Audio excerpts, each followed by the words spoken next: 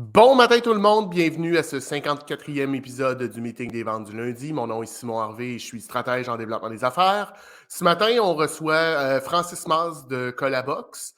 Donc, il va se joindre à nous dans quelques minutes. Mais tout d'abord, je voulais souhaiter la bienvenue aux gens qui se joindraient au Meeting des ventes du lundi pour la première fois. Donc, bienvenue. Merci de prendre du temps pour nous écouter en ce beau lundi matin. Pour vous expliquer un peu le concept, le Meeting des ventes du lundi, ça le dit, c'est le lundi matin. Tous les lundis, de 8h à 8h20, 8h25, 8h30, selon les sujets, selon vos questions. On parle de vente, de développement des affaires. Je vous partage ma vision de ces choses-là, tout ça dans une ambiance relax. Si vous ne pouvez pas l'écouter live ou si vous devez quitter en milieu d'épisode, ben c'est possible de le réécouter soit sur les différentes plateformes, que ce soit LinkedIn, YouTube ou Facebook, mais le show est aussi disponible par la suite en podcast, donc sur Spotify, Google Podcast, Apple Podcast et tous les autres. Donc, comme je le disais, ben, on reçoit Francis Maz de Colabox. Donc, je vais l'inviter à se joindre à moi immédiatement. Salut, Francis. Bonjour, Simon. Comment ça va? Ça va très bien, et toi? Très bien, merci. Écoute, j'espère que je ne te fais pas lever trop tôt en ce lundi matin. T'es-tu un gars matinal, toi, Francis? Ah ben écoute, j'ai eu l'habitude d'être matinal une grande partie de ma vie, mais là, je le suis moins. Fait que c'est vraiment... donc, ce matin, c'est un peu plus compliqué. Là. Moi, je faisais des farces aux autres, je leur disais, c'est en milieu de la nuit, mais c'est pas plus compliqué, là. C'est différent, là, tu sais. Je leur disais ça. Ah, ben, en plus que toi, tu sais, en anglais, ce qu'on appelle le commute, là, le transport entre la maison et le bureau est quand même long. Oui, c'est sûr. Il a fallu que je regarde chaque côté de la rue là, avant de traverser, c'est ça. Juste pour... Francis habite vraiment pas très loin de son bureau, donc c'est pour ça que je le taquine avec ça. Francis, dans le fond, cette année, pour toi, pour ton entreprise, c'est une année un peu spéciale. Oui, c'est spécial, certain. C'est cette année, au mois d'août cette année, ça va faire la 25e année qu'on a rentré une feuille de temps dans le système. Donc, il y a du temps de saisie depuis 25 ans cette année. Dans le Colabox. Donc, cette année, on célèbre le 25e anniversaire de Colabox. C'est quand même tout un tour de force de se rendre jusque-là. Je veux dire, on en parlait un petit peu avant le show, backstage. C'est pas toutes les entreprises qui se rendent là. Puis j'imagine, puis on va en parler, tu sais, j'imagine que ça n'a pas été un long fleuve tranquille, les deux pieds sur le bord du poil. Non. Écoute, là, un entrepreneur, là, c'est quelqu'un qui essaye assez longtemps. Hein? Fait que, tu sais, le succès, c'est pas... d'abord, il n'y a rien de carré. Hein? Quand tu pars une entreprise, le modèle d'affaires que tu as, il évolue aussi. Tu sais. Fait qu'en ce cours d'année, tu as un certain modèle d'affaires de conseiller en gestion / publicitaire qui fait grossir. Puis là, tu as des spin-offs qui partent là-dessus, puis des petits produits qui viennent le corps de l'entreprise au fil des temps. Là. Je dis toujours, moi, que j'ai réussi à faire un produit comme Colabox parce que j'avais déjà de la consultation qui s'alimentait. Tu sais. En 98, non, mais disons en 97, là, j'ai dû faire 11 charges de cours à l'université dans ce temps-là. Tu sais. Fait en argent du temps, une charge de cours, c'était à peu près 6 000 $. T'en fais 11, ben ça fait une base de 66 000 pour voir venir. Là, tu sais. Fait que c'est quand même ça qui fait que tu mets pas de pression sur ton entreprise. Sur ta business. Là. Okay, on est d'accord, là. Colabox, là, c'est tout de l'argent privé. Là. Je suis pas allé chercher du capital de risque. Je suis pas allé jamais chercher. C'était un univers que je connaissais. Moi, j'étais engagé une couple de fois là, par la FTQ, Innovatech, BDC, pour dire va donc voir cette entreprise-là, est-ce qu'on devrait mettre 1 million là-dedans ou est-ce qu'on devrait pas, etc. Okay. Puis moi, j'écrivais un petit rapport. Tu sais. Fait que j'ai fricoté dans ce monde-là pendant quelques années. J'ai des amis qui sont allés en chercher du capital de risque. Puis moi, je l'ai fait pour savoir que j'en voulais pas.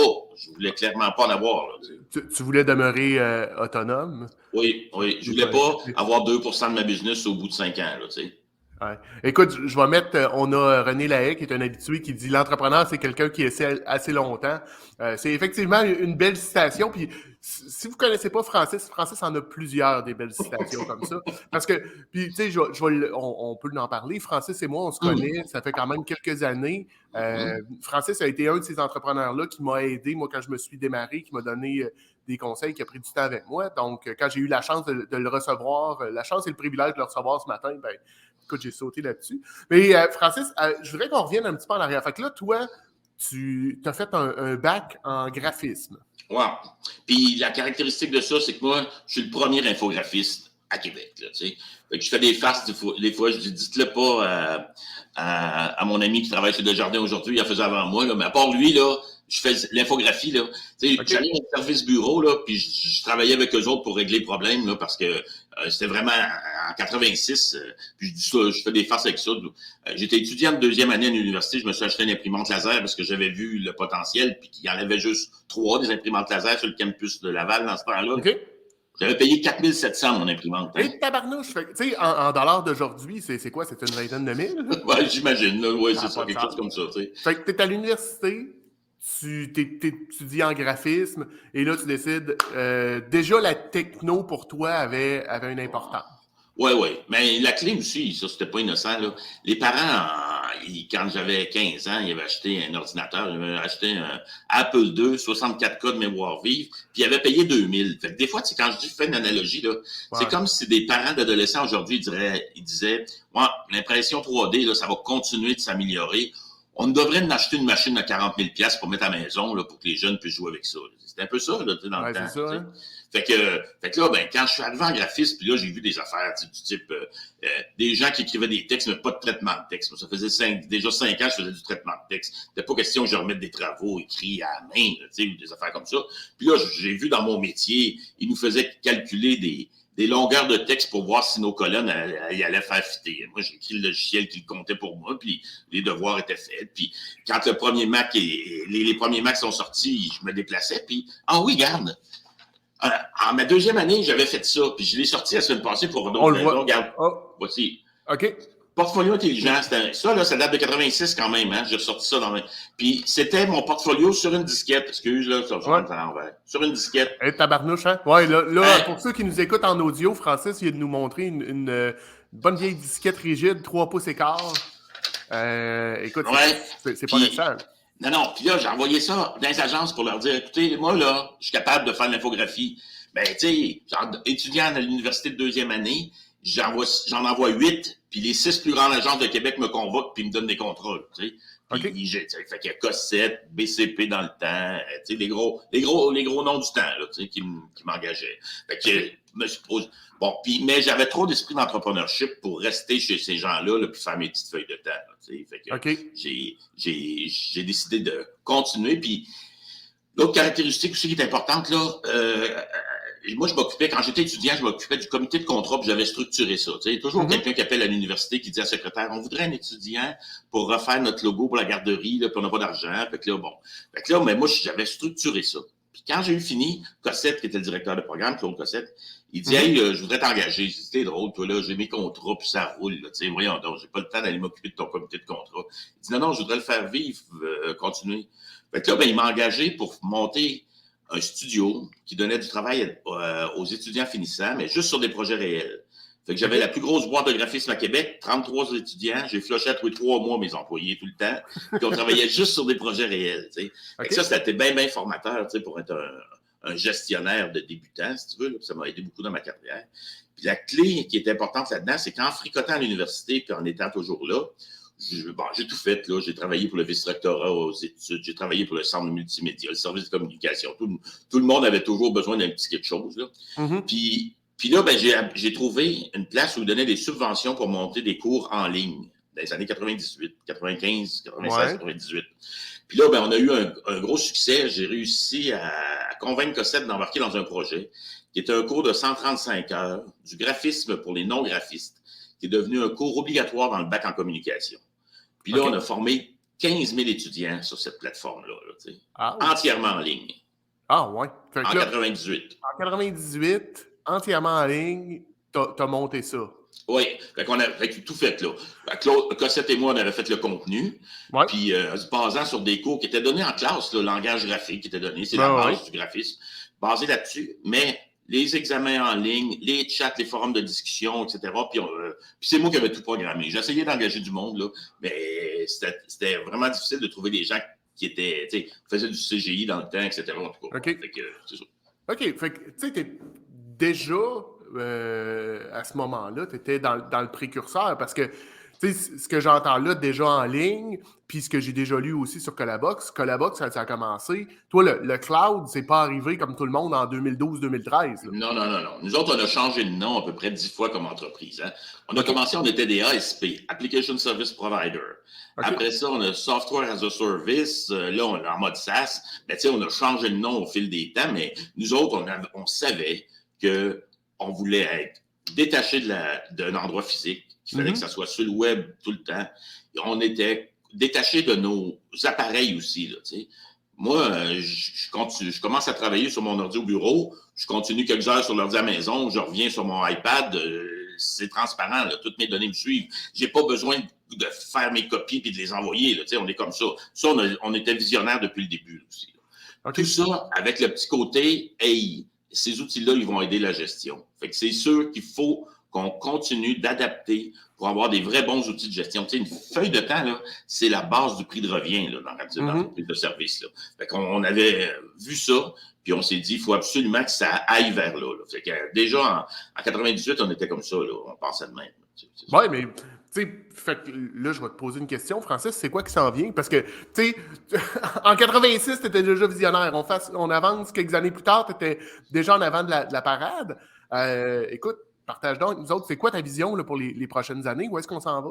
Hey, si tu voulais que je te fasse l'histoire de l'informatique là, dans le passé, là, j'aurais des super beaux jalons, puis ça serait, tu sais, là, j'en ai... Quand t'es dedans, c'est plus tough, hein? Bon, okay. Fait que ça, c'est plus tough. Bon, mais disons, je pense qu'on s'en va, on va continuer d'aller vers une décentralisation. Je pense que ça, c'est un des aspects que je vois, là, tu sais. Okay. Je te dirais que les dernières années, nous autres, là, par l'outil qu'on développe, moi, je me suis départi d'un paquet de responsabilités qui sont mieux faites maintenant par des gens à qui on les a données. Ouais. Puis, des fois, là, je disais ça, quand j'enseignais mise en page à l'université, là, je prenais les gens qui n'avaient jamais vu ça de la typographie, qui ne connaissaient rien, puis là, je leur montrais une icône dans le logiciel Quark Express, je leur disais, regarde, ça, c'est l'interlettrage. Ah, là, ils venaient d'apprendre qu'il y avait de l'interlettrage. Tu sais. Notre outil, là, il fait la même job pour la gestion. Hein? Okay. Il y a des approbations de feuilles de temps. Ah ben oui, il faut quelqu'un qui approuve les feuilles de temps. OK. Tu sais, il y a des affaires comme ça. Puis là, on s'en va vers une décentralisation. Après ça, écoute bien, là, nous autres, là, c'est pas de la science-fiction. Nous autres, on travaille avec ChatGPT. C'est un outil de travail maintenant, là. C'est réglé. Ouais. Fait que ça, là, ça va continuer. Fait que ce qui s'en vient dans Colabox, tout d'un coup, tu vas rentrer, là, puis on est en train de développer ça, là. Tu vas rentrer et tu vas dire, hey, savais-tu que ton année va moins bien que l'année passée? Tu as 30% moins de ventes que l'année passée. Bonne nouvelle, tu as 30% de moins de temps consommé aussi que l'année passée. Fait que là, nous autres, on va verser un paquet d'intelligence qui est comme une étape au-dessus des fonctionnalités. La fonctionnalité, c'est d'avoir la feuille de temps. L'étape au-dessus qu'on est en train de créer, c'est un feedback le plus intelligent possible à l'utilisateur pour lui dire « Hey, ça évolue-tu comme tu veux? Ça évolue-tu comme ça que tu vois ça? » là, OK. Ben, c'est intéressant. Donc, tu sais, tu es un entrepreneur, tu as les deux mains dedans. Et il y a un mot que tu as dit que j'ai trouvé super intéressant, c'est ChatGPT ou, en fait, l'intelligence artificielle. Pour toi, c'est pas une menace, c'est un outil. Puis, tu te dis, ben, aussi bien apprendre à l'utiliser efficacement tout de suite que d'attendre d'autres mots-là. Oui, puis c'est pas une menace. Puis moi, là, écoute, quand tu le sais, puis que tu le lis, puis que tu utilises ça, là, tu te rends compte de combien les gens ils prêtent des capacités à l'intelligence artificielle qu'elle n'a pas vraiment. Là, mais il faut toujours être sur ses gardes pareil. Puis moi, je fais une grosse différence entre intelligence automatisée et intelligence artificielle. OK? Une calculatrice, là, c'est de l'intelligence automatisée. Ça calcule plus vite que toi et moi, c'est sûr. Ouais. Mais c'est pas de l'intelligence artificielle. L'intelligence artificielle, là, c'est quand la machine, elle se construit son intelligence. Là. Que tu mets de l'intelligence humaine dans une machine, c'est pas de l'intelligence artificielle, ça, là. Fait que, il y en a moins qu'on pense de l'intelligence artificielle dans toutes les outils. OK. Donc, au point de vue, on va dire étymologique, toi, tu dis le côté intelligence artificielle voudrait dire la machine, on lui donne pas de dataset pour qu'elle apprenne, elle apprend par elle-même, puis elle progresse à sa propre vitesse. Ou si je voulais être précis, là, on fait juste lui donner des datasets, puis elle apprend avec ça. Puis elle trouve là-dedans des affaires que nous autres, on ne savait pas qui étaient là. Mais ça arrive souvent, là, les gens ils disent moi, je vais faire de l'intelligence artificielle, là, fait que à la fin, là, je vais pouvoir, ça va te compter automatique. Non, non, non, ça, c'est pas de l'intelligence artificielle, là. Ouais, on s'entend un peu, c'est un buzzword présentement. Oui, Tout le monde veut faire de l'intelligence artificielle, mais de la vraie intelligence artificielle, de ta oui. définition, c'est peu commun. Oui. Puis, l'autre affaire qui m'habite, ben, écoute, de tout temps, là, on a toujours eu peur là, des nouvelles technologies. Là, tu sais. Fait que, en 86, quand l'imprimante laser est sortie, tout le monde disait les typographes vont perdre leur job. Puis, tu sais, puis on l'a vécu. Puis, ils ont perdu leur job, c'est sûr. L'affaire, c'est que c'est pas grave. Il y en a eu d'autres jobs qui sont faits avec ça. Là, tu sais. Ben, Mais, effectivement, si on regarde ça, je veux dire, la vie est un cycle, puis il y a des jobs qui apparaissent, il y a des jobs qui disparaissent. Il y a 150 ans, il y avait un gars qui se promenait avec une charrette et des blocs de glace. Puis aujourd'hui, on ouvre le frigo, puis tout est. moi, j'ai des images de ça incroyables. Là. Écoute, quand tu visites le site de Boeing à Seattle, là, ils te présentent les débuts de l'aviation, puis après ça, ils te présentent des gens qui passent à la guérite puis qui font scanner leur QR code de leur boarding pass. Là. Tout, puis ils rentrent. Il s'est passé 100 ans entre les deux. Mm-hmm. Il n'y avait pas d'avion. Puis aujourd'hui, là, tu es à Tunis, tu fais imprimer tes cartes d'embarquement pour ton trajet qui sont bonnes à Paris, à Montréal, à Québec, des cartes d'embarquement c'est la même. Écoute, on a fait un chemin de fou en 100 ans. Bon, puis si on dit que les 10 jobs les plus recherchés dans 5 ans, il y en a 5 qui n'existent pas encore, c'est parce qu'il y a des jobs qui disparaissent aussi, là, tu sais. Ben, tout à fait, tout à fait. T'sais, moi, mon fils est au cégep, a rentré cégep 1 cette année, puis bon, en bon cégepien, il ne sait pas trop ce qu'il va faire. Fait que, tu sais, ce que je lui dis souvent, c'est, écoute, il y a des jobs qui n'existent pas encore aujourd'hui, que quand tu vas sortir de l'université, ça va être, comme tu viens de dire, ça va être la job à avoir. Puis il y a des jobs qui existent aujourd'hui, au moment quand tu vas sortir de l'université, il n'y en aura presque plus. Fait que, ouvre-toi, puis sois curieux. Puis je trouve que c'est, en fait, la curiosité, ça m'amène justement sur un autre point. C'est quelque chose que tu as instinctivement. Je veux dire, tu es un gars à la base curieux. Oui. Avec les discussions qu'on a déjà eues ensemble, tu lis. Tu as des champs d'intérêt assez divers. Oui. Ben, tu sais, puis, ben, tu sais, j'ai une formation un peu spéciale aussi, là. Moi, au cégep, là, moi, en sciences, au secondaire, j'avais pas de problème. Je trouvais ça plate. Je manquais la moitié de mes cours de maths, là, puis j'avais 100% pareil, tu sais. Okay. Quand je suis allé au cégep, je dis, je vais aller faire des affaires difficiles. Je me suis inscrit en lettres, OK? Ouch, là, j'ai trouvé ça difficile en maudit. Mais l'année d'après, j'étais en art plastique. Puis là, je dis souvent aux gens, là, je sais pas si vous le savez, là, mais un modèle vivant là, qui se déshabille à 8 heures le matin, là, puis là, tu es tout seul sur ta feuille puis tu fais quelque chose, là, c'est pas bon, là. C'est bien rien que de ta faute. Le modèle, lui, il est là, tu sais. Fait qu'il y en a tellement de parties de notre intelligence qu'on n'exploite pas. Puis d'ailleurs, ça m'arrive souvent de reprocher aux gens d'affaires de ne pas être assez curieux. Puis je suis pas tout seul, là. Mon ami, là, qui était un membre en tout cas, c'est un Hollandais qui était venu installer l'usine de ID Biomédical à Québec, là. Fait quand il est parti, l'usine avait été vendue à Glaxo. Puis là, ben, quand il est parti, j'ai dit, hey, si tu avais quelque chose à dire des Québécois, là, qu'est-ce que tu dirais, là? Puis il dirait, ah ouais, là, ben écoute, les Québécois, là, sont faciles d'approche, patati patata. Ouais, puis dans leur défaut, c'est quoi? Ils manquent de curiosité. Et écoute, moi, là, quand j'entends, puis les gens d'affaires, ils en ont moins que les gens en général. Oui, je trouve, souvent. Ben, ça dépend, là, il y a toutes sortes de gens d'affaires. Les gens exceptionnels sont toujours exceptionnels. Là, tu sais. Mais je te dirais qu'il y a une culture des gens d'affaires, de l'urgence, d'être super pressé pour avoir le temps pour rien d'autre. Il y a une culture aussi de, écoute, si ça affecte pas mon prochain trimestre, là, je m'intéresse pas à ça. Là, tu sais. Okay. Alors donc, une approche, tu sais, c'est quasiment une approche pompier. Là. On éteint le feu qui est en avant de nous autres, puis en fait, c'est même pas un bon exemple parce que les pompiers, aujourd'hui, une grosse partie de leur job sont pas sont en prévention, sont pas en action, sont en prévention. Oui. Puis nous, ce que j'entends de toi, c'est que tu dis, ben, les entrepreneurs ont souvent un manque d'ouverture d'horizon. Ils restent dans leur petit carré de sable, puis ils pataugent là-dedans. Ouais, ça m'arrive souvent d'avoir ça. Là, puis des fois, c'est juste par le temps. Là, j'ai un client, entre autres, là, il nous book des rendez-vous d'une demi-heure. Puis pas des rendez-vous d'une demi-heure 3 fois par semaine. Là. Une fois tous les 1 mois et demi, 2 mois, rendez-vous d'une demi-heure. Ben regardez, il faut accepter la réalité. Qu'est-ce qu'on a le temps de faire en une demi-heure? Puis tu sais, avec un gars comme toi qui aime, t'aimes placoter, t'aimes jaser, pour en avoir eu des meetings avec toi, écoute, en une demi-heure, on a à peine commencé à jaser de ce qu'on voulait jaser, là, parce Ah oui, c'est ça. qu'on a garoché tous les sens. D'être focusé sur le besoin, c'est une qualité, OK? Mais de ne pas avoir d'antenne, tu sais, là, les actes créatifs, là, les choses que tu crées dans ta business, dans ton organisation, dans ton produit, là, tu l'as copié ailleurs habituellement. Ça vient d'ailleurs. C'est un processus qui existe dans une réalité ailleurs que tu viens joindre à la tienne, puis c'est là que ça fait quelque chose de spécial. Tu sais, je viens d'un domaine de la publicité où la créativité, c'est super valorisé. Hein? Ouais. Puis l'ingrédient numéro 1 de la créativité, là, c'est pas d'apprendre les 7 chapeaux de Bono ou d'apprendre à faire des brainstorming. C'est pas ça l'ingrédient le plus. C'est la culture générale. Autrement dit, là, plus tu connais de stock, plus tu as un bagage pour faire des connexions et créer des affaires. Là, c'est intéressant. Fait à cause de ça, je trouve que l'affairisme, là, les gens super occupés, là, qu'il faut qu'on fasse tout dans la première demi-heure, ils oublient des fois que ça prend du temps. Puis j'avais une cliente qui me disait quelque chose, elle dit, une entreprise, là, c'est une sphère de verre qui a de l'eau dedans. Okay? Puis l'eau, là, c'est ta charge de travail. Si tu ne laisses pas un peu d'air dans la bulle d'air, si tu ne laisses pas de la place dans ta charge de travail pour être capable de faire d'autres choses, tu ne seras pas capable d'avancer.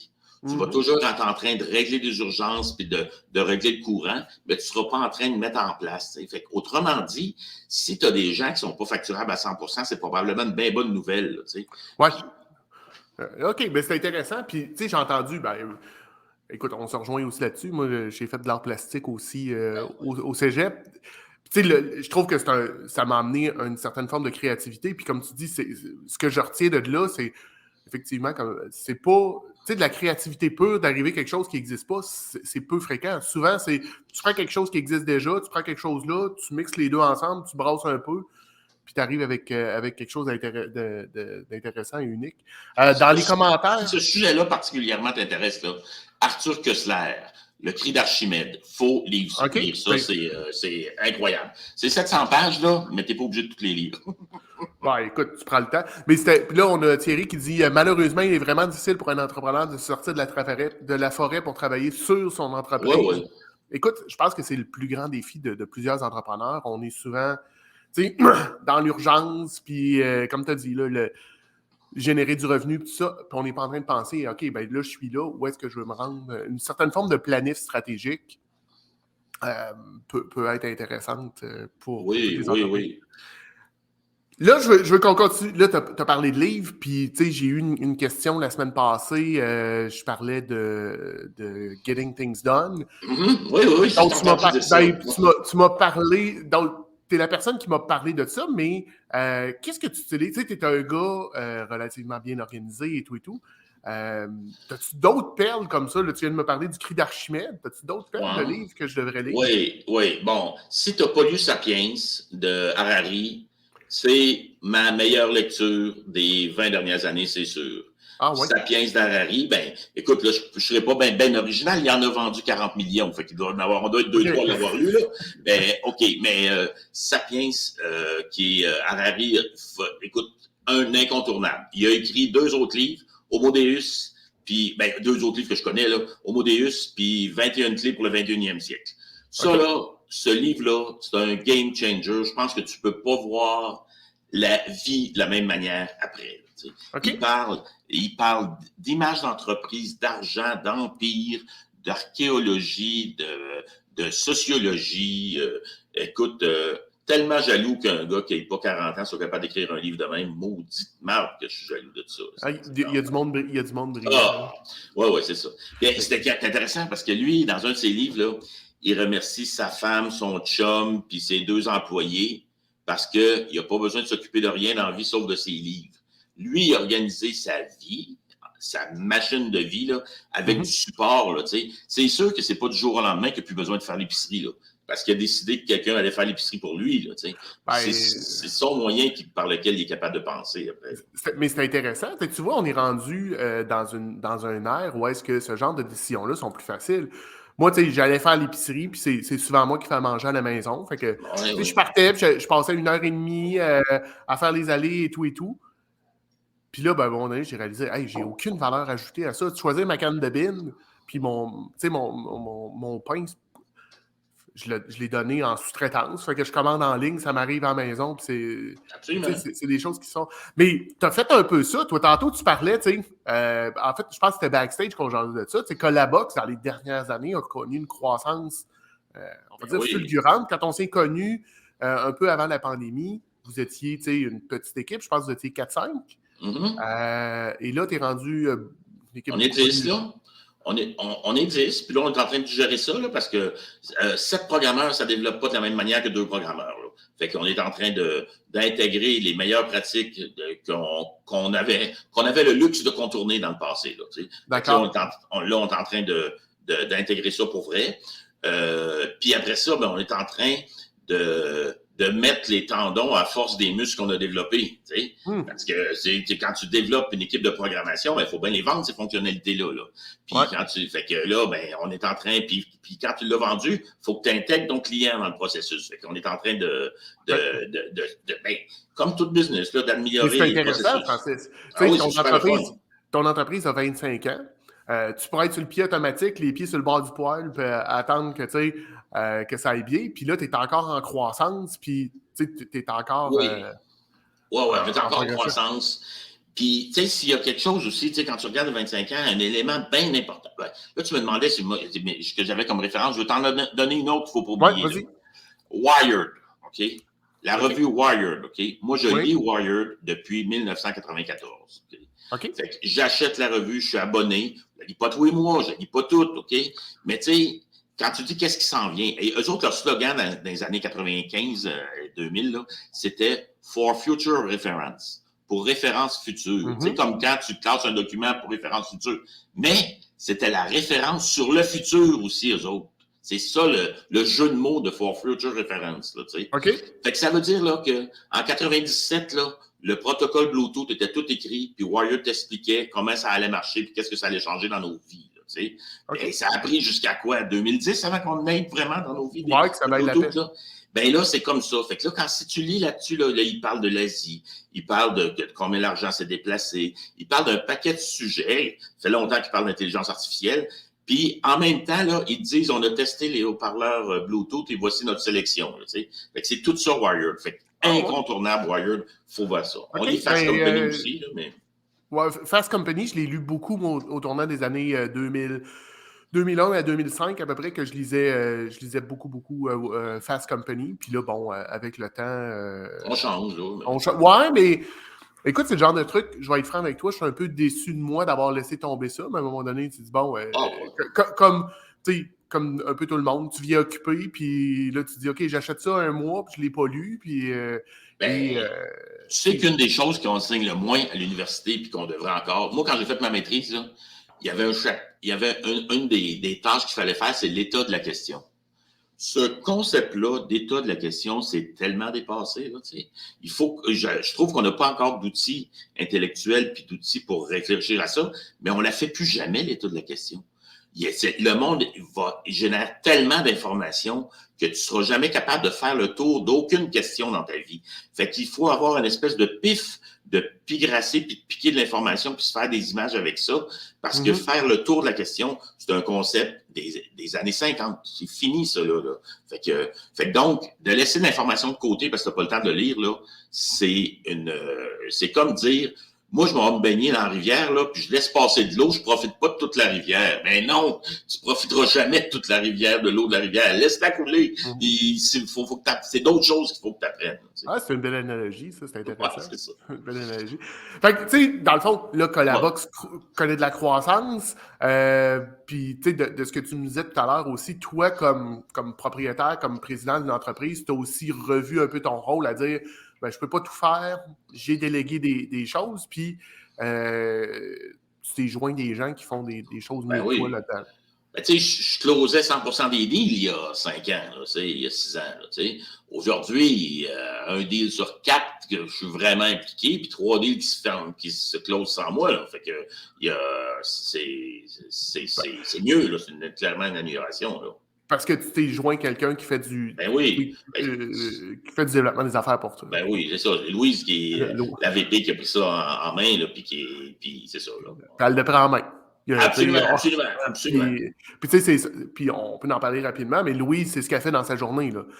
Elle est dédiée 100% au développement des affaires. Elle ne fait pas de prod, elle ne fait pas de... elle n'a pas les mains dedans dans le Colabox. Non, c'est ça. Ben, je te dirais, développement des affaires, intégration des nouveaux clients aussi. Tu sais. Ouais. Ça fait longtemps que je n'ai pas fait de formation sur le CRM. Là, tu sais, c'est Louise qui le fait. Là, tu sais, bon. Puis, l'autre caractéristique aussi, c'est que Louise a beaucoup aidé à structurer nos ressources humaines. Là, tu sais. Les grilles salariales qu'on n'avait pas, le manuel d'employé, un paquet d'affaires comme ça que Louise est arrivée avec son bagage de RH, là, puis a pu implanter.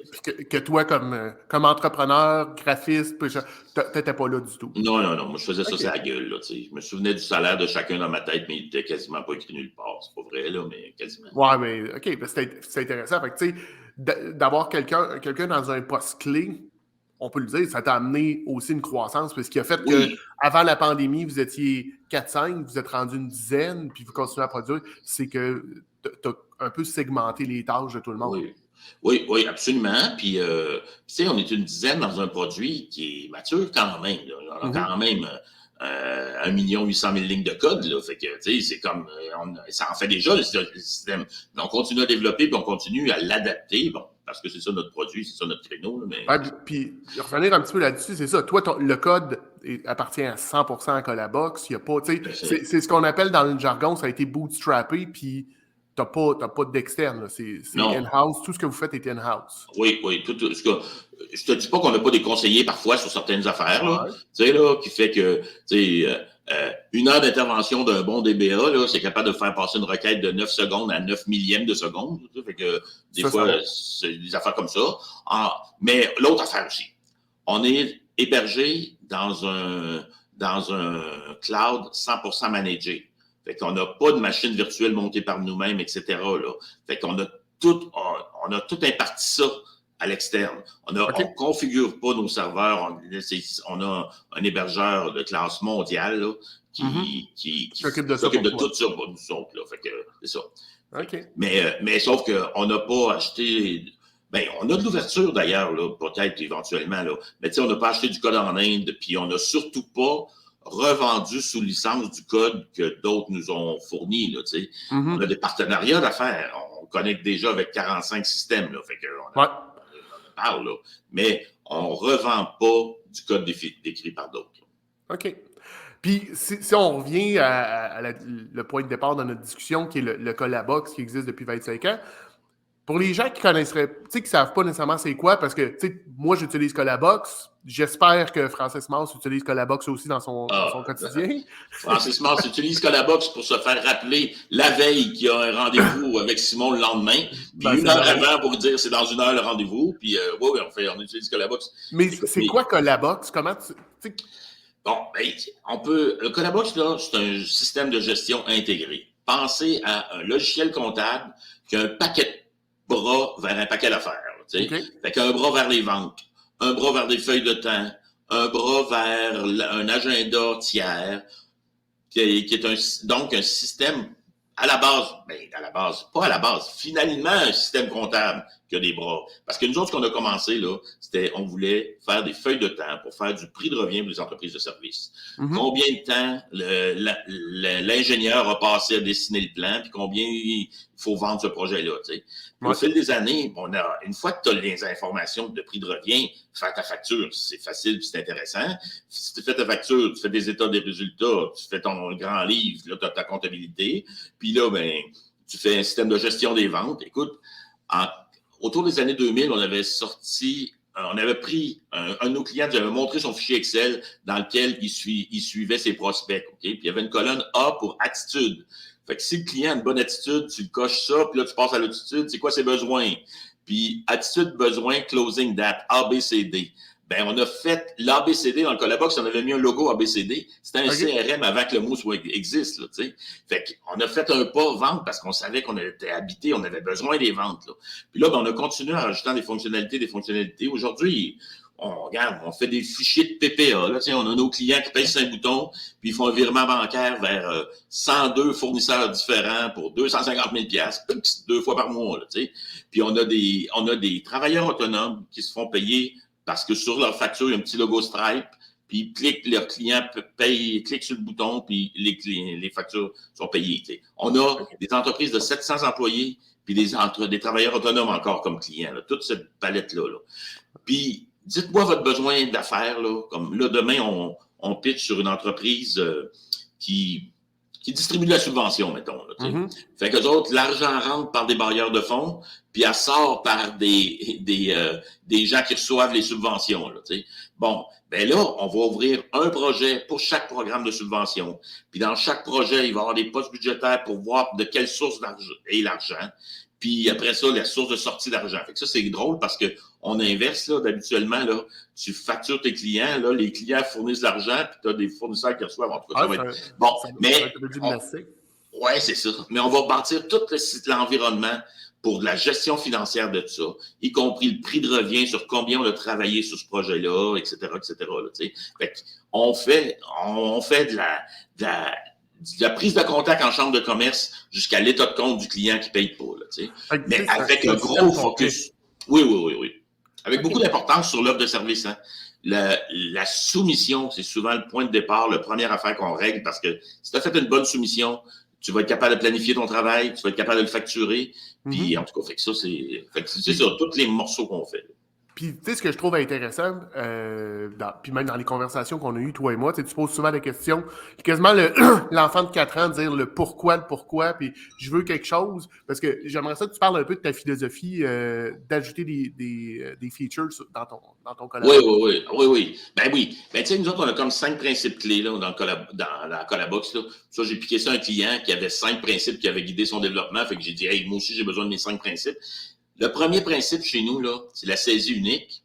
Ouais. Donc, on veut que les gens saisissent une information à un endroit unique, puis que nous autres, on aille la porter à toutes les places. Là. Puis ça, c'est une philosophie qui est incrustée. Puis tu sais, une base de données, là, tu dupliques jamais la même donnée. Bien, en entreprise, tu ne devrais pas dupliquer la même donnée non plus. C'est bon, ça. Puis le deuxième, c'est la personnalisation.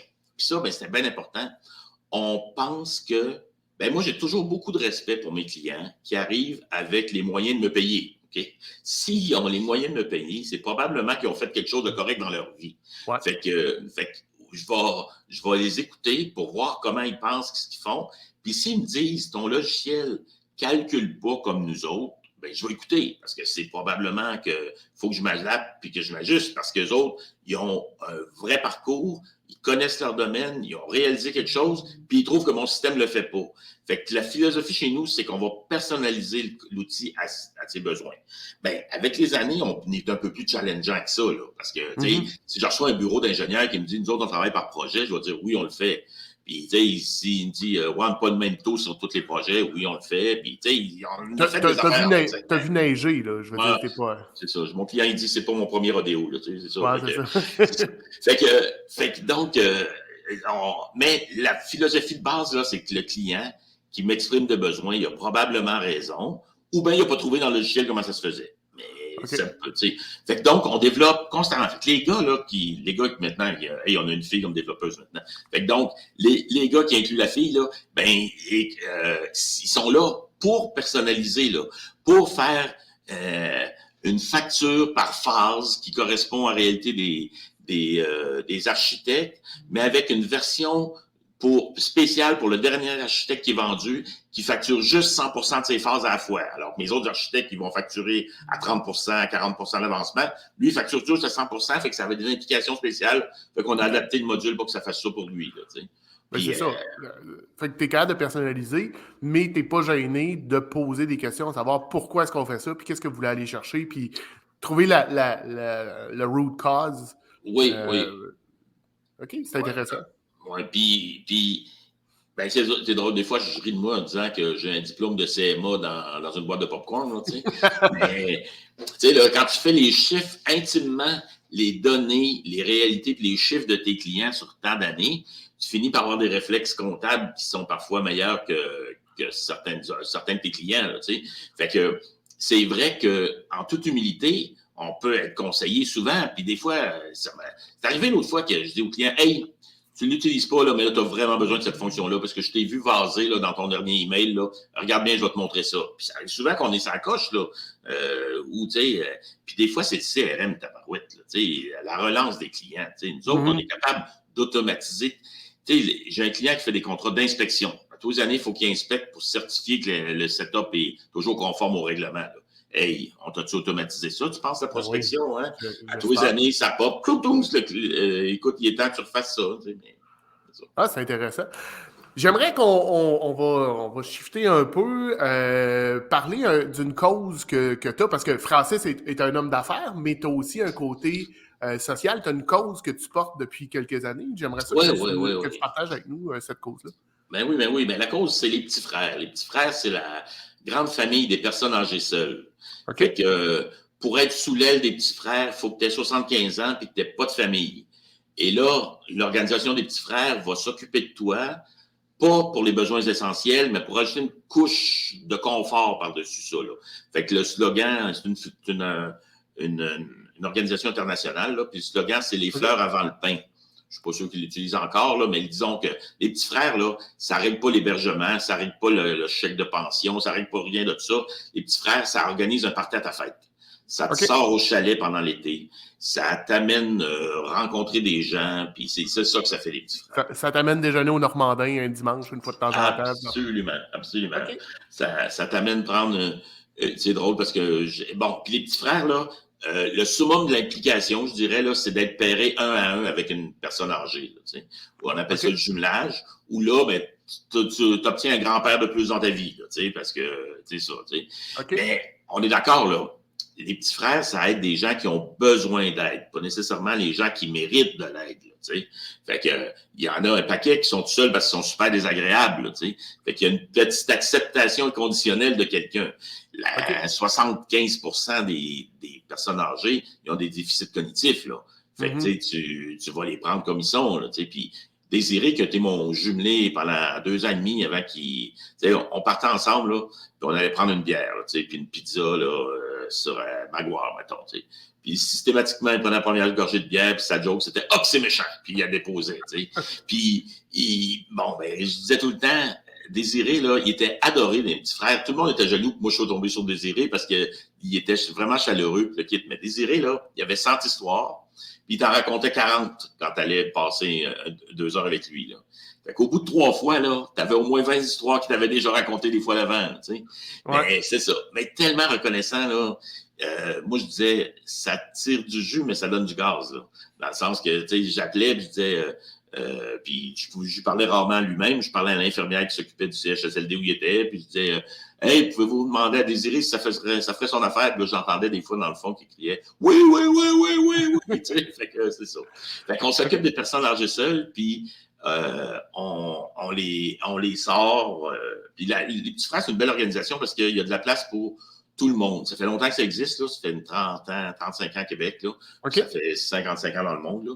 Puis, tu sais, si tu veux, les 24 premiers mois de mon implication petit frère, là, je faisais de la vaisselle d'un party d'anniversaire. Fait que j'allais faire la vaisselle, puis j'étais intégré dans la gang, mais c'était ça ma tâche. Puis là, tu peux être chauffeur accompagnateur, tu peux y aller juste à Noël puis à Pâques. Puis moi, à Noël, je suis pas disponible jamais. Puis ils sont tous zen avec ça parce qu'il y en a qui sont juste disponibles à Noël. Puis, fait que les grandes fêtes, c'est bien important pour les petits frères. Puis c'est une très belle organisation. Puis c'est une organisation aussi, c'est pas gênant. Puis ils font leur boîte gastronomique. Là, fait que si ça vous tente de voir ça, boîtegastronomique.com, je pense. Là.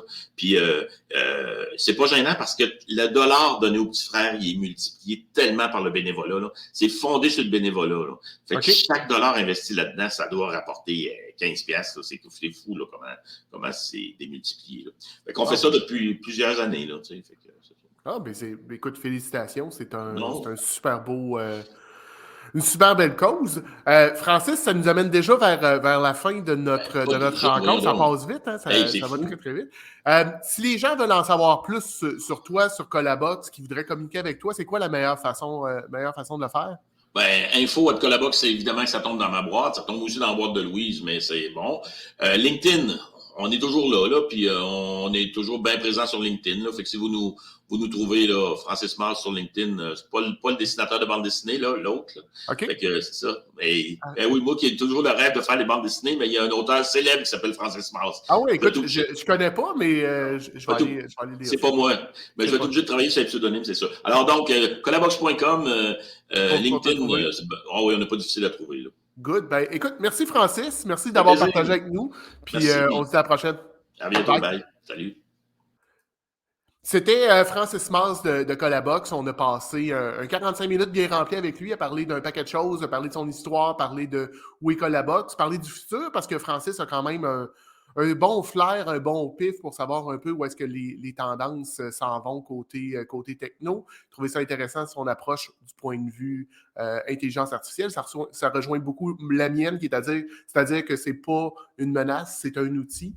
J'ajouterais que, tu sais, comme n'importe quel outil, si tu ne sais pas t'en servir, tu peux te faire mal, mais de bien le contrôler, c'est important. On a parlé d'une cause qui lui est chère, c'est-à-dire les petits frères. Il nous a partagé quelques livres. Je vais aller certainement chercher Le Cri d'Archimède, puis je vais ajouter Sapiens à ma liste. Donc, ça fait le tour de ce qu'on avait pour aujourd'hui. Merci d'avoir été présent. Si vous n'avez pas été capable d'écouter tout le show, ben, comme je le disais, c'est disponible sur LinkedIn, YouTube, Facebook en rediffusion. Il est aussi disponible en podcast sur Apple Podcast, Google Podcast et un paquet d'autres.